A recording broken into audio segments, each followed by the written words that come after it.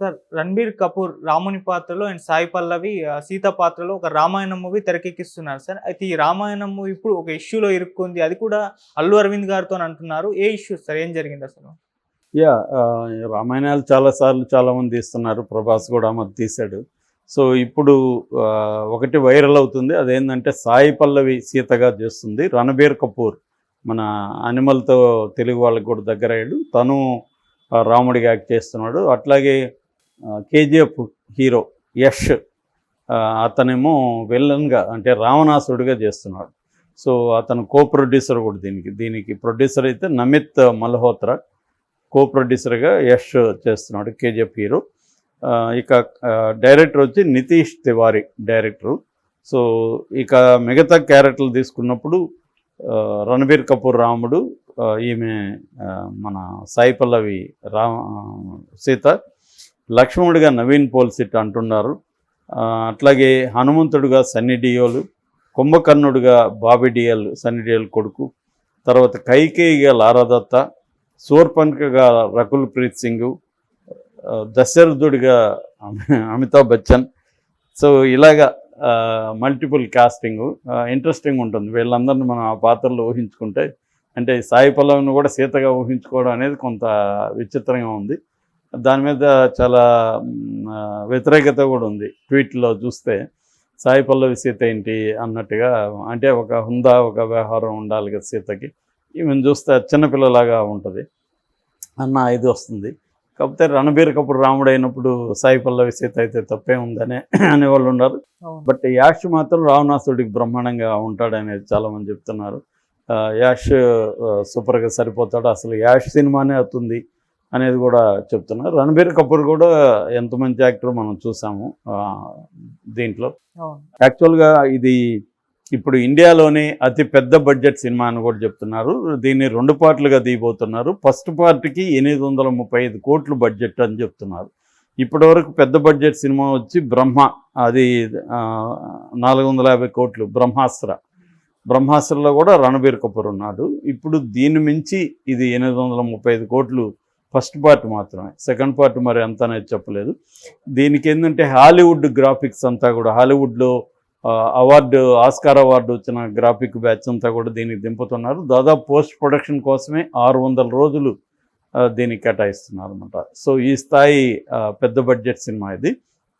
అయితే ఇప్పుడు ఈ సినిమా ఒక వివాదంలో చిక్కుకునింది, కోర్టు కేసులోకి వెళ్ళింది. దీనికి మన తెలుగు వాళ్ళకి లింక్ ఉంది. అల్లు అరవింద్ ప్లస్ మధు మంతెన. అల్లు అరవింద్ అందరికీ తెలుసు, మధు మంతెన కూడా మన వాళ్ళకి తెలుసు, కాకపోతే అంత పాపులర్ కాదు. మధు మంతెన ఎవరంటే రామ్ గోపాల్ వర్మ మేనమామ మురళీరాజు అని ఉండేవాడు. ఆయన ఈ మధ్య చనిపోయారు. వాళ్ళ అబ్బాయే మధు మంతెన, మధురాజు అంటారు, మధు మంతెన ఆయన. సో ఆయన బాలీవుడ్లో చాలా సినిమాలు చేశారు. తర్వాత బెంగాలీ ఇలాంటి భాషల్లో కూడా ఆయన సినిమాలు చేశారు. అక్కడ బాలీవుడ్లో బాగా నోన్ ప్రొడ్యూసర్లలో ఒకడనమాట.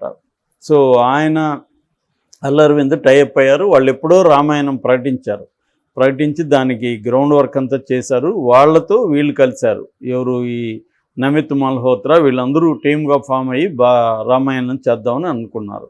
అప్పుడే వీళ్ళే దీని రామాయణ్ అనే టైటిల్ కూడా వీళ్ళే రిజిస్ట్రేషన్ చేశారు.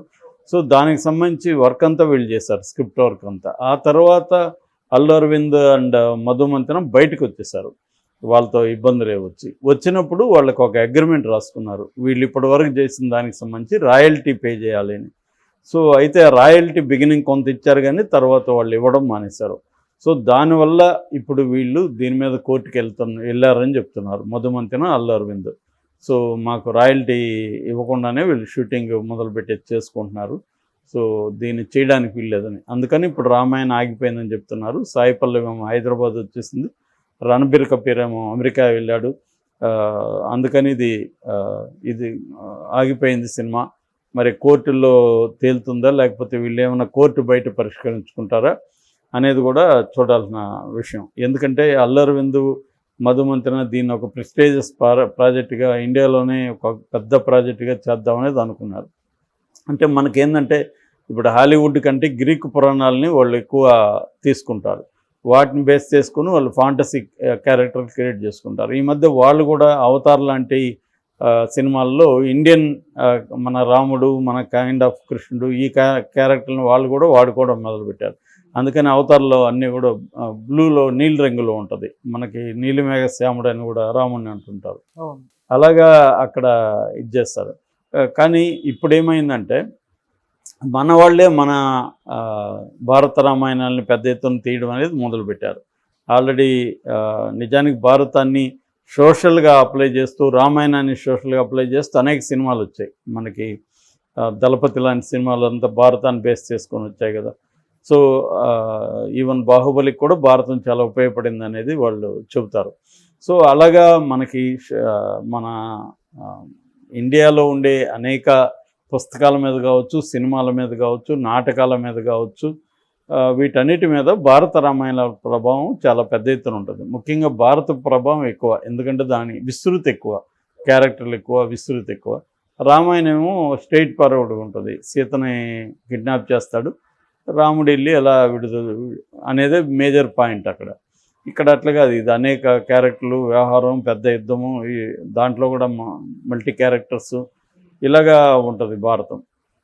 సో అందుకని మనకు భారత రామాయణాలు ఇన్ఫ్లుయెన్స్ అనేది మన సమాజంలో కావచ్చు, మన రచనలో కావచ్చు, సినిమాల మీద ఉంటుంది. సో ఇప్పుడు డబ్బులు వచ్చాయి మనకు కూడా. ఇంతకుముందు మనకి హాలీవుడ్కి మధ్య 20-30 ఏళ్ళ గ్యాప్ ఉండేది. అక్కడ ఒక కెమెరా వస్తే అది రావడానికి 20 ఏళ్ళు అయ్యేది, 30 ఏళ్ళు అయ్యేది.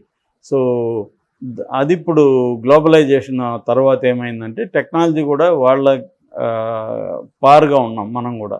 హాలీవుడ్ కైండ్ ఆఫ్ సినిమాలు తీయడం అనేది ఇవాళ రాజమౌళి సినిమాలు చూసాం కదా. హాలీవుడ్లో పెద్ద డైరెక్టర్లు అయిన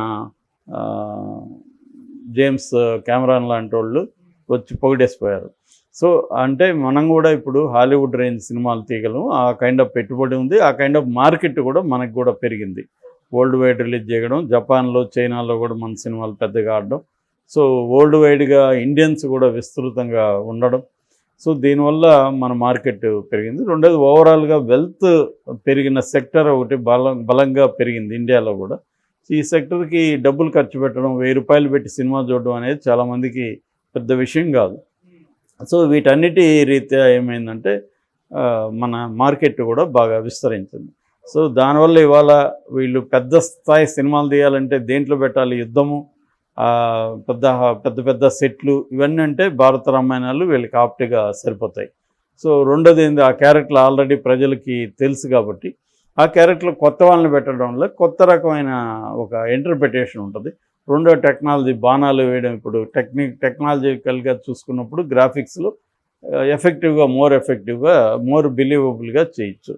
సో ఆ యాంగిల్లో ఇప్పుడు ఇది కూడా ఇంటర్నేషనల్ స్టాండర్డ్స్లో ఈ సినిమా చేస్తున్నారు. మరి అల్లు అరవింద్, మధుమంతన ఎందుకు వచ్చేసారు బయటకు అనేది మనకు తెలియదు. సో కాకపోతే ఇప్పుడు ఇది నేను అనుకోవడం, ఇది ఇంత ఖర్చు పెట్టేవాళ్ళు వీళ్ళకి రాయల్టీలకి ఎందుకు ఇది చేస్తారు, మరి వాళ్ళ మధ్య ఏమి వివాదాలు వచ్చాయి ఏంటి అనేది చూడాలి. ఏదేమైనా ఇది ఆగిపోతే మాత్రం చాలా ఇదవుతుంది. మొన్ననే లీక్డ్ ఫోటోలు కూడా వచ్చాయి. లీక్డ్ ఫోటోలు పెడితే కూడా యూట్యూబ్లో చాలామంది మీద వీళ్ళు స్ట్రైక్ కొట్టించారు ఈ రామాయణ ప్రొడ్యూసర్లు. ఎందుకంటే అది మా హక్కు ఉంది, దాన్ని మీరు ఇది చేశారు. మరి అలాంటి వాళ్ళు వీళ్ళకి రాయల్టీ ఎందుకు చెల్లించట్లేదు?